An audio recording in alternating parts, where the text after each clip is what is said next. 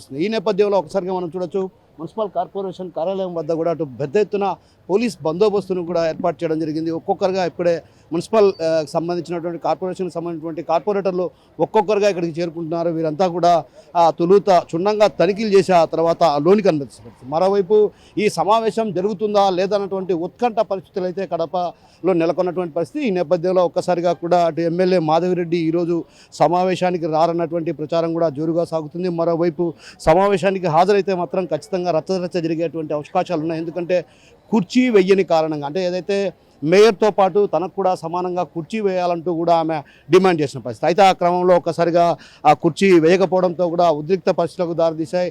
పెద్ద ఎత్తున భారీ ఎత్తున పోలీసు బలగాలు కూడా మోహరించి ఉన్నప్పటికీ కూడా అంటే ఒక రకంగా సమావేశాలు వాయిదా పడుతూ వచ్చాయి. అజెండాలోని అంశాలు కూడా చర్చకు రాని పరిస్థితి. ఒక రకంగా దాదాపు 2 ఏళ్లుగా ఏదైతే కార్పొరేషన్కు సంబంధించినటువంటి నిధుల వ్యవహారం కావచ్చు, అదేవిధంగా బడ్జెట్ సమావేశాలకు కూడా నోచుకోని పరిస్థితి. ఈ నేపథ్యంలో ఏదైతే మెర్జ్డ్ పంచాయతీలు ఉన్నాయో అంటే కార్పొరేషన్లో విలీనమైనటువంటి గ్రామాల్లో కూడా అభివృద్ధికి నోచుకున్నటువంటి పరిస్థితి ఉంది. ఈ నేపథ్యంలో పలు ప్రజా సమస్యలు కూడా గాలికి వదిలేసినట్టు అయినటువంటి పరిస్థితి కనిపించింది. అయితే ఆ క్రమంలో